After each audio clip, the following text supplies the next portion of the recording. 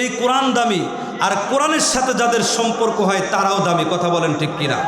ভাইরা আমার লক্ষ্য করুন, সম্প্রতি সময়ে সবচাইতে বড় বন্ধুরা আমার বাংলাদেশের ভিতরে দক্ষ এবং সবচাইতে কণ্ঠস্বর হাফেজদের ভিতরে মেধা তালিকায় 1 নম্বর হাফেজ তাকরিম। কথা কোন ঠিক কিনা?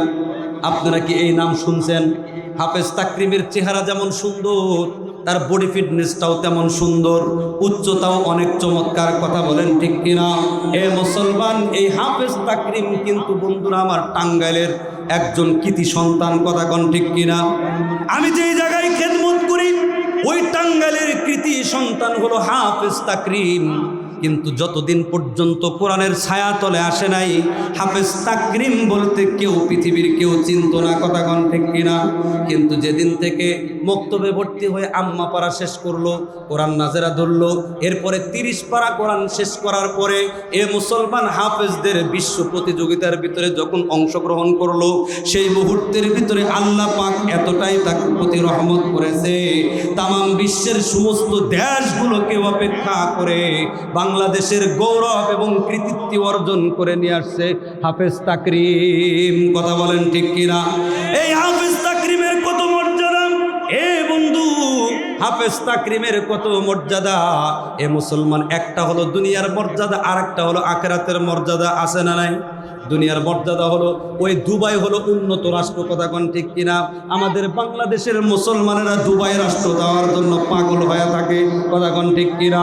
এই মুসলমান, এই কোরআনে পাকের মেহনত করার কারণে আল্লাহ পাক তার মর্যাদা এতটাই বাড়ায় দিয়েছে, দুবাইয়ের ভিতরে বন্ধুরা আমার 2 লক্ষ দিরহামের মালিক হাফেজ তাকরিমকে বানায় দিয়েছে। বলেন সুবহানাল্লাহ। ভাইরা আমার লক্ষ্য করুন, যেই কথা বলতেছিলাম, হাফেজ তাকরিমকে 2 লক্ষ দিরহাম দেওয়া হয়েছে সেই দুবাইয়ের পক্ষ থেকে। আর বাংলাদেশের মধ্যে হাফেজ তাকরিমের কি পরিমাণ মর্যাদা আপনারা জানেন? বাংলাদেশের ভিতরে সবচাইতে কারা নির্যাতিত একজন আলেম আছে, তার নাম হলো আল্লামা মামুনুল হক। কথা কোন ঠিক কিনা? ও মুসলমান, আল্লামা মামুনুল হকের মতো মানুষ ওয়াজের চেয়ার থেকে হাফেজ তাকরিমকে চেয়ার ছেড়ে দেয়। সুবহানাল্লাহ বলেন। এ মুসলমান, মাত্র কয়েকদিন আগে দেখলাম ওয়াজ করার জন্য শাইখুল হাদিস ইবনে শাইখুল হাদিস, ও বন্ধুরা আমার, বাংলাদেশের মধ্যে সর্বপ্রথম যিনি বুখারী শরীফের বাংলা অনুবাদ করেছে তার নাম হলো বন্ধুরা আমার আজিজুল হক সাহেব দামাত বরকাতুহুল আলিয়া, আল্লামা মামুনুল হকের বাবা। কথা কোন ঠিক কিনা? তারই সন্তান মামুনুল হক কত বড় শাইখুল হাদিস, অসংখ্য অগণিত মাদ্রাসার শাইখুল হাদিস। উনার মতো মানুষ হাফেজ তাকরিমকে দেখে দূরে সরে যায়। বলেন সুবহানাল্লাহ। এটা হলো দুনিয়ার ইজ্জত আর সম্মান। আখিরাতে আল্লাহ কি ইজ্জত দিবে? আল্লাহর পয়গম্বর হাদিসের মধ্যে বর্ণনা করেছেন, একজন হাফেজে কোরআনকে আল্লাহ পাক এমন সুপার পাওয়ার দান করবে, দুনিয়াতে যত বড়ই সুপার পাওয়ারের অধিকারী হোক, তারপরেও সংসদ ভবনে একাই যেতে হয়, কাউকে নিয়ে যাওয়ার পারমিশন নাই। কথা কোন ঠিক কিনা? কিন্তু কিয়ামতের ময়দানে আল্লাহ পাক একজন হাফেজকে শুধু পাওয়ার দিবে না, সুপার পাওয়ার দিবে, আর বলবে, এ কোরআনের হাফেজ, তোমার পরিবার থেকে এমন 10 জন ব্যক্তিকে নিয়ে তুমি জান্নাতের গ্যালারির দিকে চলে যাও, যেই 10 জন ব্যক্তির জন্য আমার তৈরি জাহান্নাম অবধারিত ছিল। বলেন সুবহানাল্লাহ। ভাইরা আমার, শুধু তাই না, আল্লাহ ডাক দিয়ে বলবে, ইউকালু লিসাহিবিল কুরআন ইকরা ওয়ারতাকি ওয়ারাত্তিল কামা কুনতা তুরাত্তিলু ফিদ দুনিয়া ফাইন্না মানজিলাকা ইনদা আখিরি আয়াতিন তাকরাউহা। সুবহানাল্লাহ বলেন। বলতে পারেন, হুজুর অর্থ তো বুঝলাম না, হাদিসের অর্থ বলে দিতেছি।